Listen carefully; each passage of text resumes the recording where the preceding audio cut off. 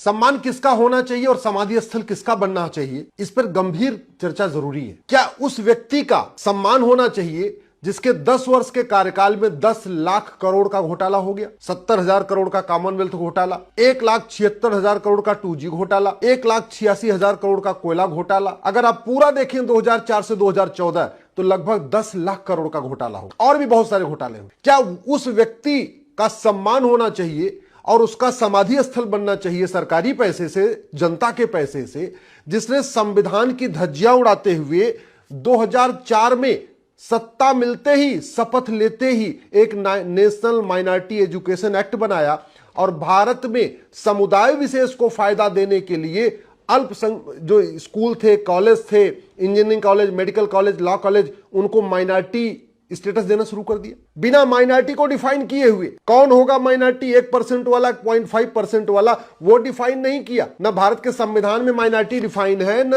न 2004 में कानून बनाते समय माइनॉरिटी को डिफाइन किया गया। इसके बावजूद सारी यूनिवर्सिटीज को, कॉलेजेस को, engineering college, medical college, law college को माइनॉरिटी का स्टेटस देना शुरू कर दिया। क्या उस व्यक्ति को सम्मान मिलना चाहिए जिसने पहली बार एक समुदाय विशेष को फायदा पहुंचाने के लिए भारत में माइनॉरिटी अफेयर मिनिस्ट्री की शुरुआत किया? पहली बार भारत में माइनॉरिटी अफेयर मिनिस्ट्री 2006 में बनी है। उसके पहले तक केवल सोशल जस्टिस मिनिस्ट्री हुआ करती थी, जिसको कहते थे सामाजिक न्याय मंत्रालय। सभी गरीबों का कल्याण उसी के जरिए होता था। लेकिन 2006 में पहली बार के रहमान खान साहब को अल्पसंख्यक कल्याण मंत्री बनाया गया, और अल्पसंख्यक कौन होगा किसी को नहीं पता, और यह काम किया गया था केवल तुष्टीकरण करने के लिए। क्या वो व्यक्ति सम्मान का अधिकारी है जिसने कहा था कि भारत के संसाधनों पे पहला हक एक समुदाय विशेष का है? क्या वो व्यक्ति सम्मान का अधिकारी है जिसने 2010 में विदेशी फंडिंग कराने के लिए FCRA कानून बनाया? ये जो FCRA कानून 2010 में बनाया गया था, केवल और केवल भारत विरोधी माओवादियों,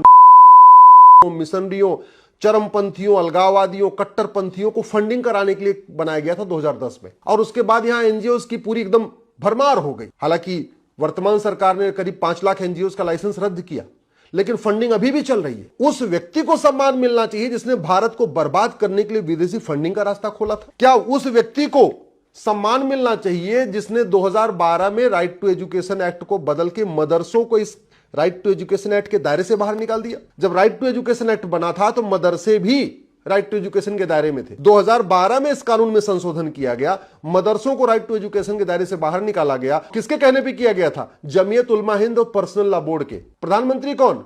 मनमोहन सिंह जी। क्या उनका सम्मान होना चाहिए? बिल्कुल संविधान विरोधी कानून। क्या उस व्यक्ति का सम्मान होना चाहिए जिसने 2013 में जाते जाते वक्फ एक्ट को बदला और बदल के इसमें इतनी पावर दे दिया कि वक्फ बोर्ड जहां चाहे हाथ रख दे वो जमीन वक्फ की? लैंड करने के लिए इससे बड़ा घटिया कोई कानून ही नहीं है। और 2013 में मनमोहन सिंह जी के द्वारा किए गए इस अमेंडमेंट के कारण ही वक्फ बोर्ड 1,500 साल पुराने गांव पे कब्जा करना शुरू कर देता है। 1,500 साल पुराने मंदिरों को कहता है ये भी वक्फ प्रॉपर्टी है।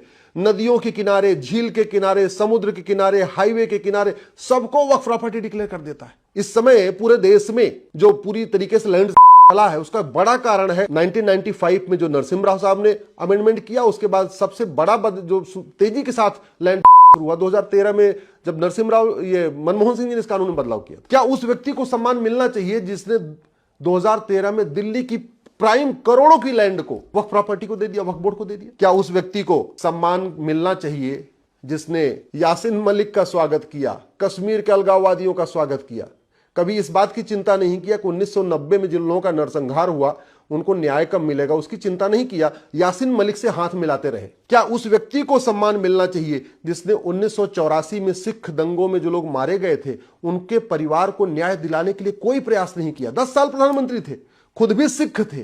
पूरे देश में 1984 में सिखों का नरसंहार हुआ था, लेकिन केवल प्रधानमंत्री बने रहने के लिए कभी उन्होंने सिख नरसंहार में सजा दिलाने का कोई प्रयास नहीं किया। भारत का सबसे खतरनाक कानून जो बना नहीं, बच गया, वो था कम्युनल वायलेंस बिल। और उस बिल को ड्राफ्ट किसके कार्यकाल में ड्राफ्ट हुआ था? मनमोहन सिंह जी के। लेकिन चूंकि सोनिया जी उस बिल को ड्राफ्ट करवा रही थी, सत्ता में रहना जरूरी था, प्रधानमंत्री पद पे बने रहना जरूरी था, इसलिए मनमोहन सिंह ने कभी उसका विरोध नहीं किया। हाँ, उल्टा भारत के संसाधनों पे पहला हक, चाहे वो मुंबई दंगा हुआ हो, मुंबई में कसाब आता है या और भी ऐसी घटनाएं हैं, कभी आपने मनमोहन सिंह जी ने तुष्टीकरण के खिलाफ कुछ बोला?